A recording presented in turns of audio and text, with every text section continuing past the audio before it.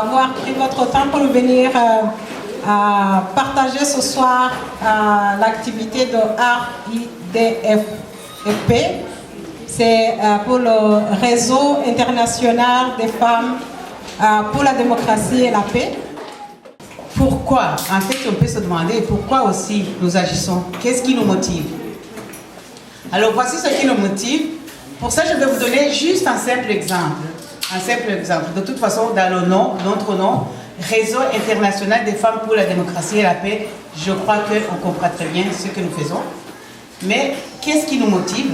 Je vous donne un exemple tout à fait simple de ce que moi, de ce qui me motive et de ce qui motive beaucoup d'autres.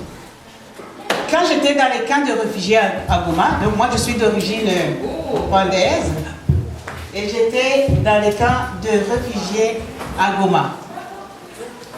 Et dans les camps de réfugiés à Goma, je m'occupais d'un programme qui s'appelait Programme de réunification familiale et de recherche. Donc il s'agissait de rechercher des parents pour les enfants qui se trouvaient seuls, abandonnés. Ça s'appelait des enfants non accompagnés.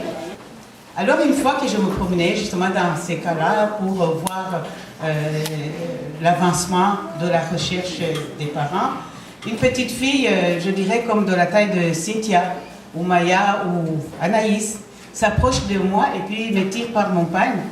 Vous connaissez les pagnes africaines, et puis me dit, Madame, tu travailles pour l'UNICEF? Je lui dis oui. Alors, elle me regarde et me dit, mais pourquoi tu n'as pas trouvé ma maman? Bien sûr, je me suis approchée d'elle, et puis je me suis accroupie juste pour me mettre à sa hauteur, et puis je lui ai dit, ta maman, je vais la trouver. Elle m'a dit, de toute façon, tu sais, c'est facile de la trouver, parce qu'elle a un chandail rouge. Mais évidemment, depuis 6 mois qu'elle avait perdu de vue sa mère, il est évident qu'elle n'avait plus ce chandail rouge, et même, on ne sait pas où est-ce qu'elle était. Évidemment, quand je lui ai donné cette réponse, que oui, je vais trouver ta maman, c'était juste pour lui créer un espoir. Ma réponse n'était pas un mensonge volontaire, mais c'était loin d'être la vérité. Je savais que ce n'était pas la vérité, et qu'il y a beaucoup de chances que je ne la trouverais pas. Alors voilà, depuis ce jour-là, cette voix m'habite. Depuis ce jour-là, cette image m'habite. Bien sûr, on pourrait me dire, mais il faut voir un psy, parce qu'il y a tellement de psy ici au Québec, et puis juste faire disparaître l'image, et disparaître cette voix. Mais moi, ma réponse est non, parce que je ne veux pas que cette voix disparaisse, je ne veux pas que cette image disparaisse, je veux qu'elle m'habite, et qu'elle retentisse toujours au fond de moi, et que pour ça, je dois agir. Alors voici pourquoi nous agissons. Aujourd'hui, l'Afrique, c'est devenu comme un terrain ou un laboratoire, je dirais, de mesure de souffrance. Comme si la souffrance n'avait plus de limites.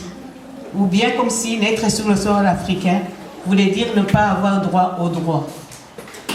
Je pense que nous devons y réfléchir, y penser, et on ne peut pas le nier, on ne peut pas l'oublier non plus. Alors, je me dis que pour tous ces enfants-là, pour tous ces jeunes, pour toutes ces femmes, et même les hommes, bien qu'on en dise, tous ces gens-là qui ont souffert et qui souffrent encore, nous devons agir. Merci. Merci beaucoup, merci pour ce témoignage.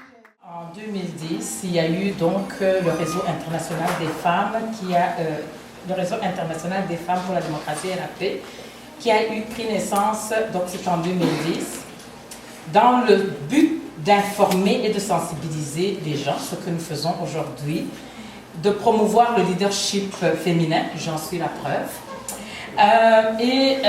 Surtout de promouvoir le dialogue entre les peuples comme le seul moyen de règlement des conflits.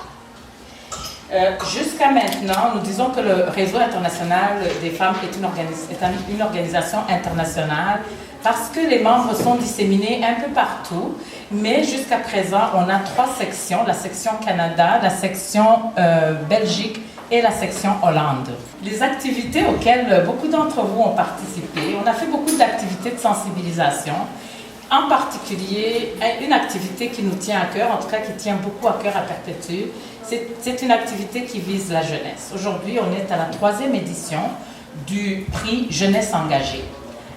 Prix Jeunesse engagée, donc on a eu notre première édition en novembre 2010, en novembre 2011 on a une 2e et cette année-ci on a la 3e. Chacun avec des thèmes assez différents. Le premier, quand le manque de paix met en péril l'éducation de la jeunesse. La 2e, le thème était « L'engagement est-il un devoir, un choix ou un luxe ?» Et cette année, nous disons « Soyons maîtres de notre destin ». À part ces 3 événements auxquels beaucoup d'entre vous ont participé, qui s'organisent à peu près de cette façon-ci, on a participé aussi, on a fait 2 journées concernant la Journée internationale de la femme. La première célébration qu'on a faite, c'était de créer un prix Victoire Umuhoza Ingabire, un prix pour la démocratie et la paix. Alors je vais vous dire, pour tous ceux qui m'ont entendu dire Victoire Ingabire Umuhoza, vous m'avez entendu en parler d'elle 1, 2, 3, 4, 5 fois, c'est parce que pour nous, c'est notre Aung San Suu Kyi, que vous connaissez de Birmanie. Pour nous, elle fait partie de ces femmes qui nous épatent.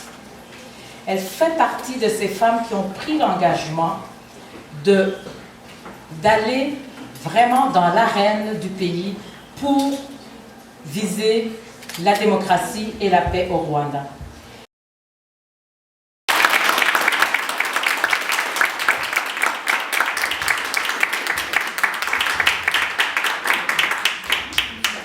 Merci, alors c'est très très très gentil. Vous savez que dans la vie publique, c'est jamais ce qu'on a déjà fait qui compte, c'est ce que l'on peut encore faire.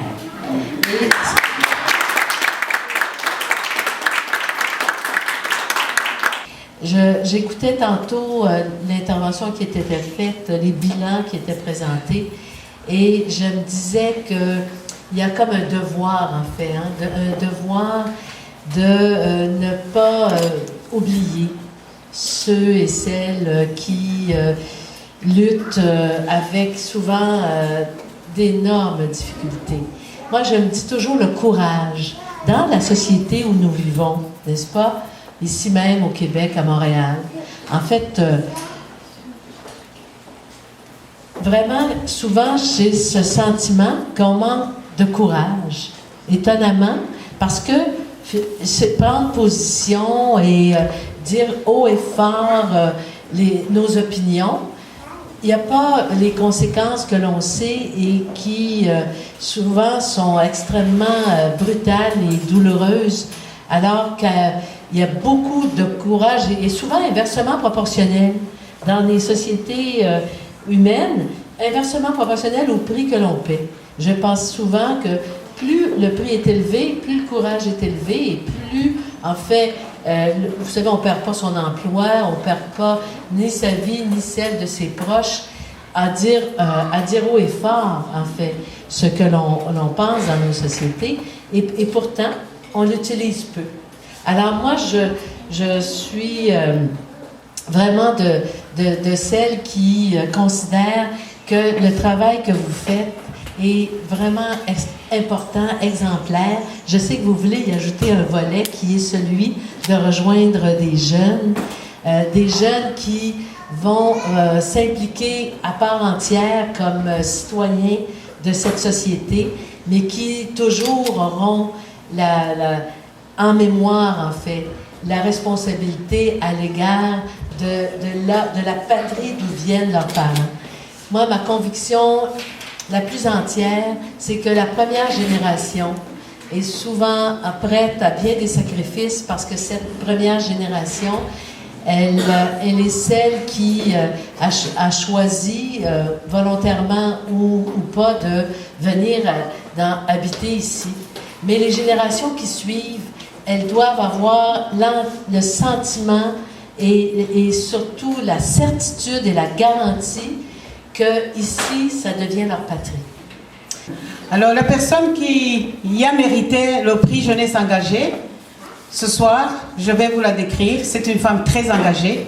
Pour moi, je ne peux pas avoir une comparaison à laquelle je peux dire par rapport à son engagement, en tout cas par rapport à moi ou à ce que je connais, disons, dans notre entourage, tellement elle a osé, comme disait tantôt Madame Arel, en disant plus on est dans des endroits en difficulté, plus l'engagement doit être solide, vraiment. Son engagement est très solide. Et donc, elle n'a pas peur de ces dictatures. Non, elle n'a pas peur du tout. Elle a décidé, à chaque jour, d'accompagner Madame Victoire Ingabire Umuhoza. Et chaque jour, de lui apporter à manger en prison. Parce qu'elle se dit, si personne ne lui apporte à manger, bien sûr, le gouvernement pourrait s'en charger, mais et comment? Alors, on ne sait pas de quoi, qu'est-ce qu'elle pourrait avoir comme repas, et qu'est-ce que j'engendrerais peut-être aujourd'hui, Victoire Umuhoza ne serait plus là. Alors, cette femme-là est au Rwanda, imaginez-vous, vous disiez, ici on a des droits.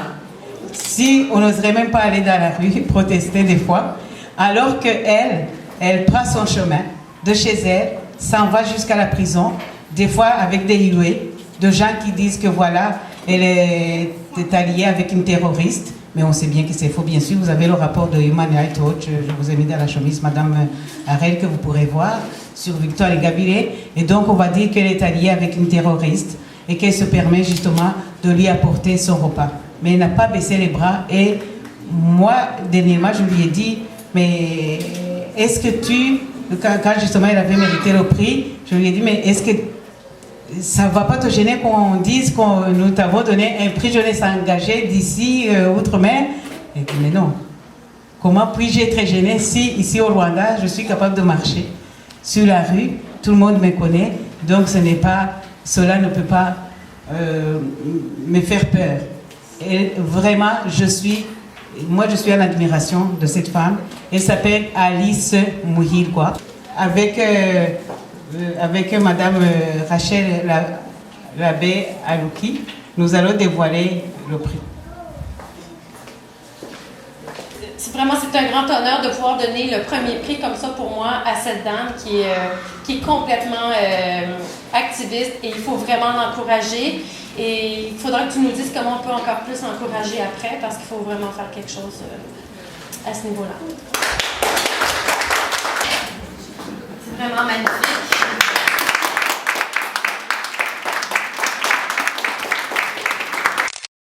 La description, RIFDP, évidemment. Alice Muhirwa, Montréal, Canada, 2012.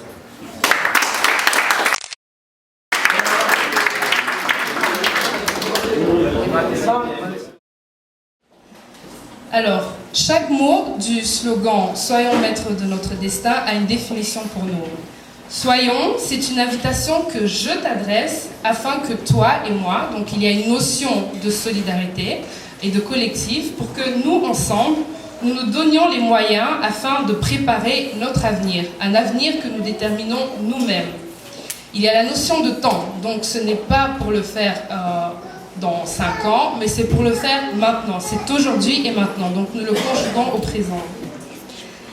Il y a maître, dans maître, il y a d'abord la notion de maîtrise, de compétence et d'excellence dans ce que nous faisons. Et puis il y a la notion d'autonomie. Nous devons nous donner les moyens afin de nous préparer pour ce que nous voulons pour notre avenir. Et puis il y a la notion de décision. Donc c'est nous qui décidons ce que nous serons demain. Ce n'est pas quelqu'un d'autre qui décide pour nous ce que nous serons demain. Le nôtre, il y a un lien. Nous avons un lien entre nous sur base de laquelle nous agissons ensemble. C'est une reconnaissance de l'identité individuelle et collective.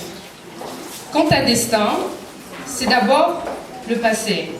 Ce que je suis aujourd'hui a été déterminée par mon passé, par mon histoire, à laquelle je ne peux rien changer, mais je dois comprendre, connaître et transmettre cette histoire. C'est mon identité qui a le droit d'être respectée en tant que telle, et il faut que je sois fière de cette identité-là. Après, c'est le présent. Le présent, c'est ce que nous sommes aujourd'hui, nos forces et nos faiblesses. Nous devons connaître nos forces et nos faiblesses, avec lesquelles nous allons préparer l'avenir que nous voulons pour nous. C'est aussi l'avenir, enfin, ce que nous serons demain, tel que nous le décidons aujourd'hui. Donc c'est la conscience de nos droits, nos libertés, nos devoirs, ainsi que ceux des autres. Le fait d'être conscient qu'il doit y avoir une justice qui est la même pour tous. Le fait de se dire que si un jeune veut devenir avocat, commerçant, qu'il puisse l'être sans risque d'être recruté comme enfant soldat.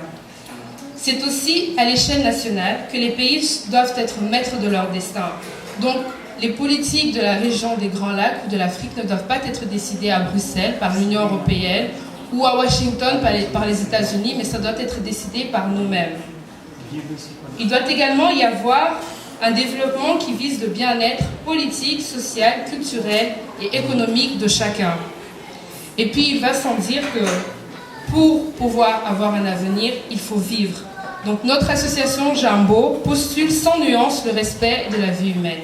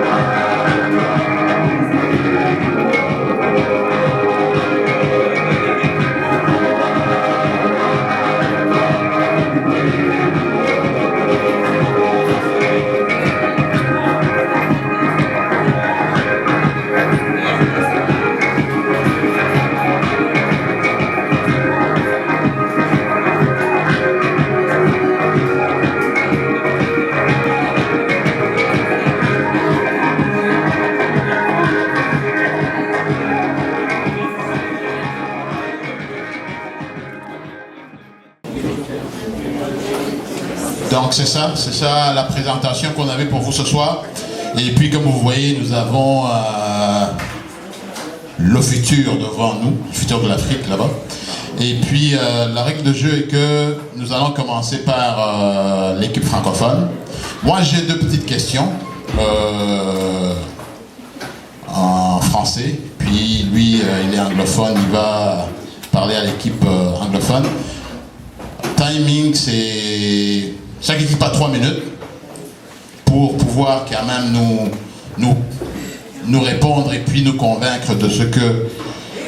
Donc, selon les questions que nous allons poser. Bon, la première question est de savoir, par rapport à ce que nous venons de voir, nous avons vu que vraiment les jeunes Africains sont exploités sauvagement et à fond.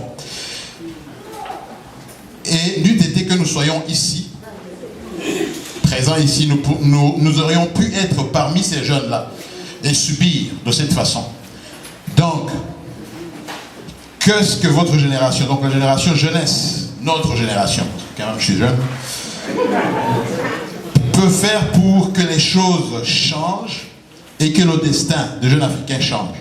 Et la deuxième question, pour compléter la première, est de savoir au plan individuel, qu'est-ce qu'on peut faire maintenant, à présent, pour ne pas soutenir, pour ne pas contribuer à ce que ces jeunes Africains soient exploités? Merci. Cool, bonsoir, je m'appelle Bintou et je viens du Sénégal et je suis étudiante en sciences politiques, relations internationales. Trop long comme titre, je vais m'arrêter là. Et puis, juste pour répondre à la question, comment notre génération peut changer les choses pour que justement les jeunes africains soient maîtres de leur destin. On peut vraiment faire énormément de choses. On a trop de choses à faire. Et puis, moi, je me dis que moi, je me tourne en tête, on ne peut rien changer, on passe en on ne connaît pas notre histoire. Et pour connaître notre histoire, il faut d'abord se référer à notre système éducatif, en Afrique plus particulièrement. Avant de venir ici, ça remonte bientôt à 5 ans, je ne connaissais pas du tout l'histoire de mon continent, je ne savais rien d'Afrique. C'est ici même à l'UQAM que j'ai appris l'histoire de mon pays, l'histoire de mon continent. Et en tant que panafricaniste, je me dis que l'Afrique, on a besoin qu'il y ait l'Union africaine. Il faudra qu'on oublie, quoi, que tous les jeunes oublient que la division d'Afrique depuis 1885. À chaque fois qu'on se focus, on dit que ok, telle et telle ethnie ou telle et telle race, ou c'est une seule race, ça ne passe pas du tout. Ce qu'on fait, c'est de s'unir ensemble et de dire nous tous qu'on en a assez, stop, assez, c'est assez. Non à l'injustice, non à la discrimination, quelle que soit sa forme. Et quand je parle de l'injustice, je me dis que c'est inadmissible qu'au XXIe siècle, en 2012, qu'il y a des gens qui meurent en RDC et c'est le pays le plus riche d'Afrique. C'est inadmissible. Tout le monde le sait, on n'en parle pas. On a Twitter, on a Facebook. Allons-y, on met les messages dedans. Et au-delà de cela, je me dis être engagé sur quoi? C'est d'aller. Personnellement, je travaille pour des ONG et chaque jour, je parle à moi avec 32 personnes. Et à chaque fois que je parle avec une personne, je me dis que mon but, c'est de sensibiliser cette personne-là, c'est de lui dire change la donne des choses. Et ensemble, si on s'unit tous ensemble, on sera plus fort, on aura plus de force, plus de crédibilité pour nous, non à l'injustice. Et comme le disait juste Nelson Mandela, chaque génération a quelque chose, a une mission sur Terre. Il y a eu des gens qui ont combattu pendant plus de 400 ans pour lutter contre l'esclavage. D'autres sont combattus pendant plus de 200 ans pour lutter contre le colonialisme. Et nous, notre génération, c'est de dire non à l'injustice, non à la pauvreté. Et on est en mesure de le faire tous ensemble, en nous unissant. Et c'était ça ma réponse.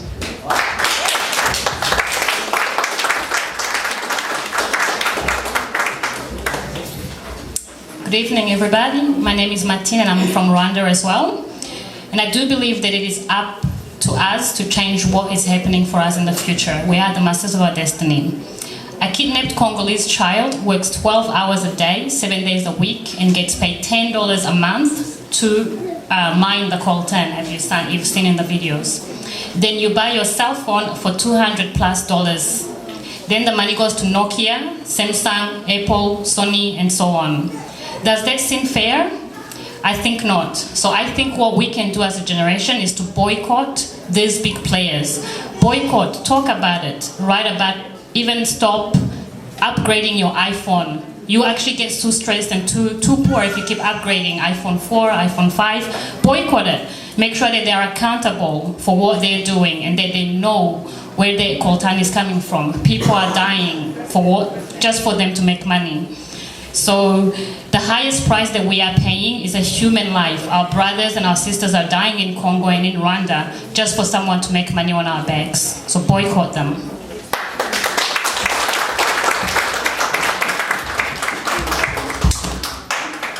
Alors, est-ce que vous avez les réponses des oranges?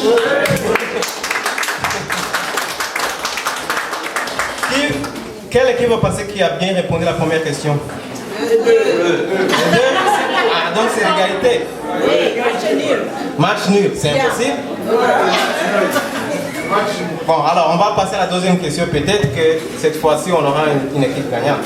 Alors la deuxième question était déjà posée. La différence est vraiment, maintenant c'est au niveau individuel.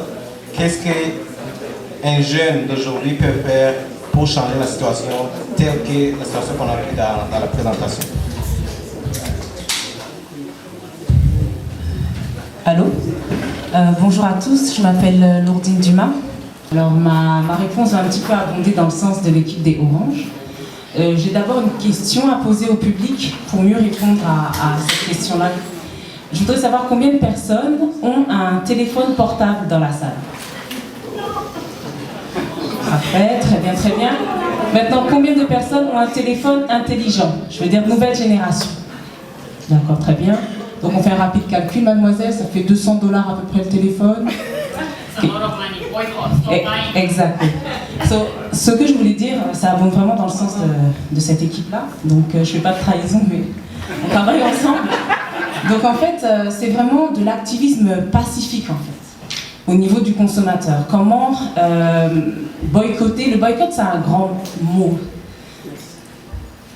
Je Je dirais que lorsqu'il y a par exemple, moi j'ai ciblé 2 petites actions.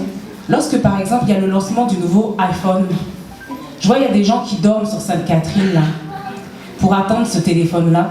J'ai même entendu parler qu'il y avait comme un prince des Émirats qui avait payé comme $2 millions pour avoir le iPhone juste 48 heures avant tout le monde. Ça c'est des petites infos que j'ai eues comme hier. Mais je dis que nous aussi on doit faire une forme de sitting lors de ces événements-là.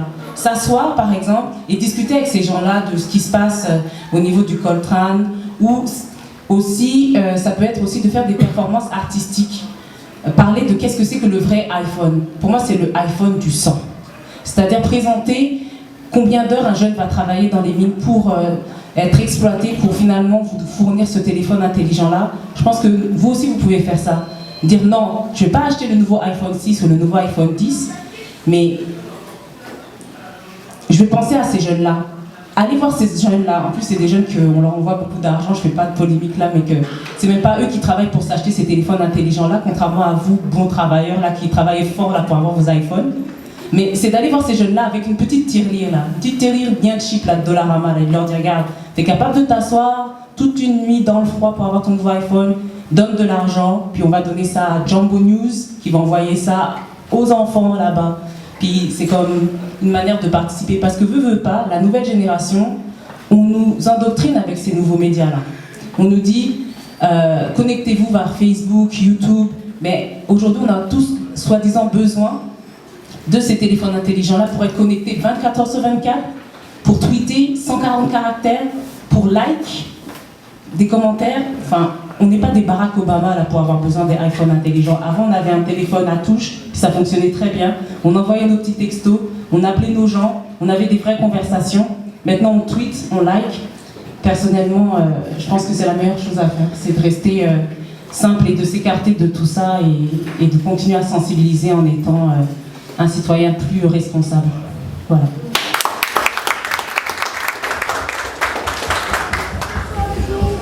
Alors moi je vais aborder dans le même sens que tous mes camarades, mais je vais apporter, je pense, un point un peu différent, du fait que nous avons quand même un pouvoir que nous ne pouvons pas négliger. Je parle aux professionnels qui sont ici dans la salle. Vous avez des plans de retraite, vous avez des portefeuilles d'action. Vous pouvez exiger à vos directeurs financiers que votre portefeuille d'action ne puisse pas contenir des actions des compagnies qui saignent nos frères. Donc, je pense que c'est un pouvoir que nous avons, que nous pouvons exiger pour avoir des actions qui sont dans le développement durable, qui peuvent nous aider pour notre épargne future, mais aussi qui peuvent aider notre continent dans le développement futur. Je pense que c'est très important. Autre chose, je pense que à cette époque, c'est le moment où les moyens de communication ont été les plus populaires. Tout le monde peut aujourd'hui faire une action et se connecter et arriver à interagir avec le monde. Ce que je vais dire ici, chacun a un portable à la maison ou même son téléphone intelligent où il peut poster, parler, envoyer quelque chose dans le monde entier. Sauf que aujourd'hui, vu que c'est tout le monde qui peut le faire, il y a énormément d'informations, donc il faut peut-être aussi développer des stratégies de communication efficaces. Nous avons eu quelques exemples dernièrement avec, par exemple, l'histoire de Connie. Le monde entier ne connaissait pas ce personnage, mais un jour, une date, une heure donnée, les gens ont fait un plan de communication, ils se sont mis ensemble, ils ont fait un plan de communication, et aujourd'hui, presque tout le monde sait ce qu'est Connie en Ouganda. Qu'est-ce que ça veut dire? Ça veut dire que ces gens-là ne se sont pas réveillés le matin pour le faire le soir. Ça faisait plusieurs années qu'ils travaillaient. Donc, soutenir les actions comme Jumbo News aujourd'hui, c'est très positif parce qu'un jour, un pas à la fois, ils peuvent faire un impact important sur toute la région et puis pour faire connaître la souffrance de ces jeunes qui enrichissent ces grandes multinationales et que nous décidons d'acheter les actions pour notre futur aussi. Donc je pense que 2 actions importantes, on peut rendre nos portefeuilles d'action plus humains, je vais dire, et après et soutenir le développement durable. Il y a beaucoup de fonds qui sont vraiment dirigés vers les entreprises dans le développement durable, et aussi soutenir les actions des jeunes, des personnes qui se mettent ensemble, que ce soit le réseau international des femmes, que ce soit Jambo News. Il y en a plusieurs actions tout autour de nous que nous pouvons soutenir et un jour changer les choses. Merci. Donc, qui a dit l'Afrique devrait, sur des thèmes controversés, être capable d'accéder à la vérité par sa propre investigation intellectuelle et se maintenir à cette vérité jusqu'à ce que l'humanité sache que l'Afrique ne sera plus frustrée, que les idéologues perdront leur temps parce qu'ils auront rencontré des intelligences égales, capables de leur tenir tête sur le plan de la recherche de la vérité. Je vais répéter quand même, c'est très long, oui. L'Afrique devrait, sur des thèmes controversés, être capable d'accéder à la vérité par sa propre investigation intellectuelle et se maintenir à cette vérité jusqu'à ce que l'humanité sache que l'Afrique ne sera plus frustrée, que les idéologues perdront leur temps parce qu'ils auront rencontré des intelligences égales, capables de leur tenir tête sur le plan de la recherche de la vérité. Qui a dit ça? Est-ce A, le grand scientifique africain Cheikh Anta Diop, B, Mobutu Sese Seko, C, Abdou Diouf? Donc je vais répéter les réponses. On a A, le grand scientifique africain Cheikh Anta Diop, B, Mobutu Sese Seko, et C, Abdou Diouf.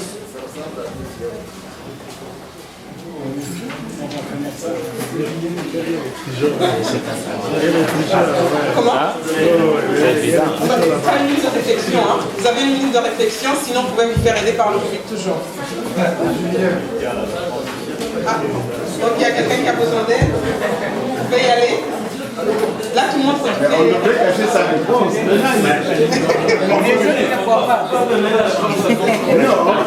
faut montrer les réponses. Attention aux affaires.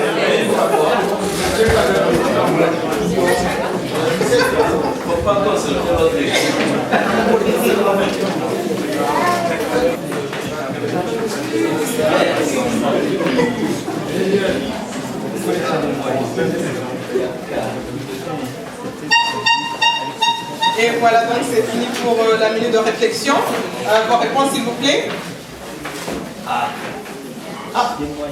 Et là, on dit, je ne suis pas sûre si c'est A ou B parce que je peux voir les deux. Donc, voilà, donc la bonne réponse, tout le monde l'a eu, c'est A. C'est le grand scientifique africain Cheikh Anta Diop. Ah oui. Ah, une précision très importante de la part de Omar. Il faut préciser qu'il est sénégalais.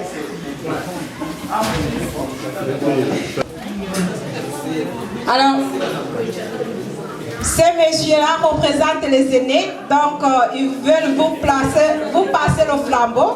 C'est un signe de vous encourager pour la continuité. Alors, j'inviterai chacun de prendre un livre et puis de donner un livre à ces jeunes-là. Mon livre à Willy. Je sais que tu es camerounais, Charles en a écrit beaucoup. Mais je vais te dire que ce n'est pas Roméo Dallaire qui a écrit que ça ne s'est pas passé comme ça qu'il gagne. Il a écrit l'inverse. Alors, mon cher ami, vous êtes l'avenir, on est fiers de vous. Merci.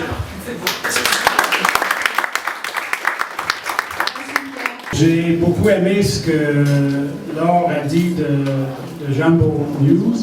Elle a dit essayer de remettre, redonner à l'Afrique ce qu'on a eu. Moi, en écrivant ça ne s'est pas passé comme ça à Kigali. J'avais à l'esprit chaque jour que je l'écrivais, que j'allais remettre à l'Afrique ce que l'Afrique m'avait donné.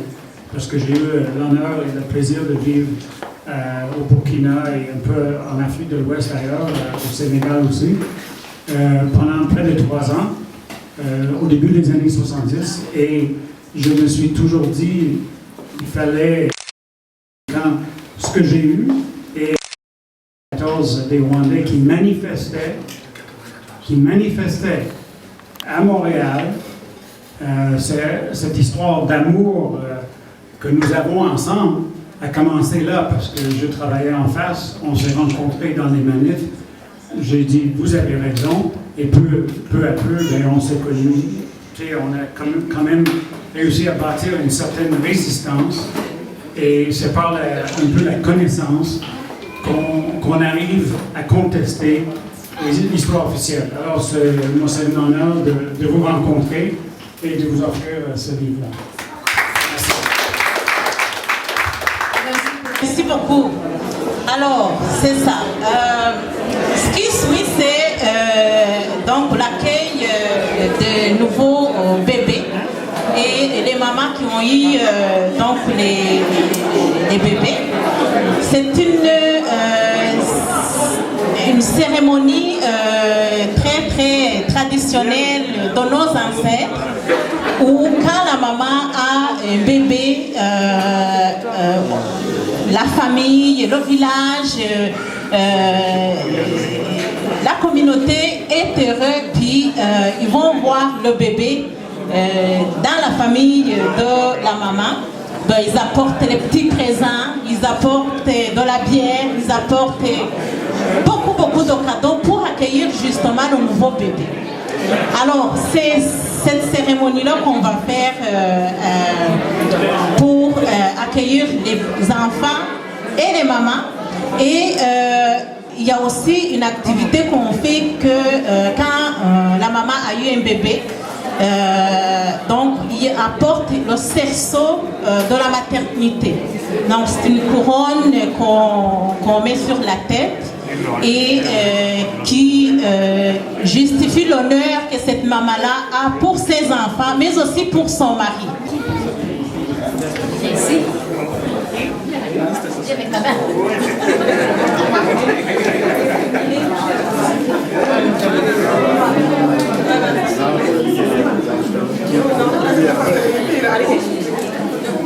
Alexandre.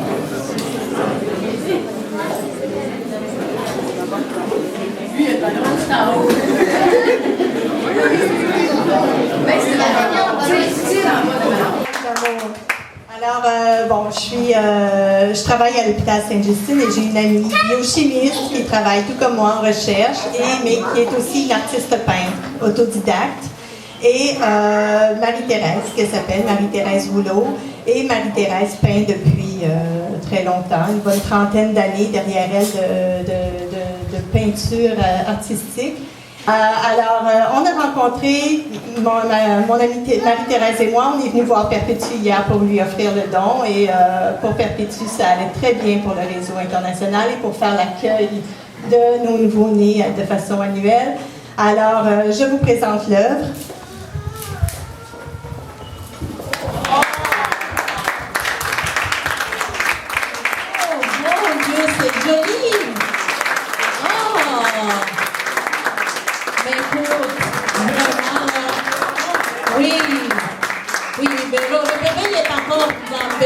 C'est bon. Oui, c'est vraiment un bon œuvre. Merci beaucoup. Oui. C'est vraiment la maternité. Son tableau s'appelle Père-Mère. Alors, l'enfant dans le ventre qui est à naître encore, on voit la mère qui est juste en attente de l'accouchement, de la venue de son nouveau-né. Et la façon dont elle a placé le bébé, évidemment prêt à naître, et les os qui entourent le bébé, le ventre comme tel représente la terre pour vraiment dire voilà, nos nouveaux-nés, nos enfants à venir, c'est eux qui font l'avenir et qui sont là à peupler notre terre. Et puis voilà, alors c'est l'avenir. Merci.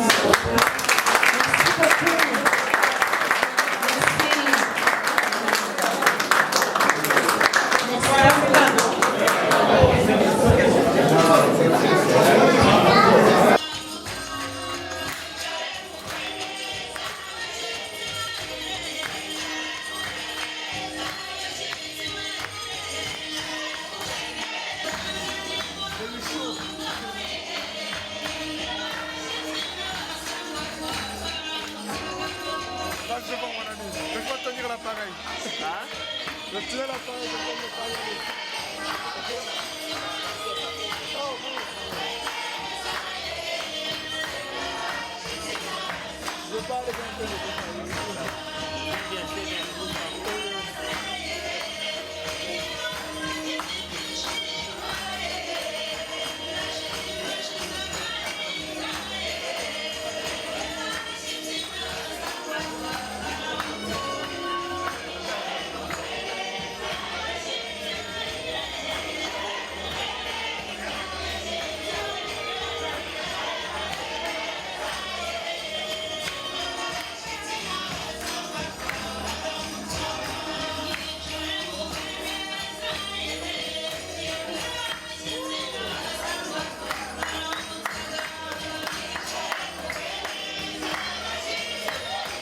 Bonjour Madame Moulametier.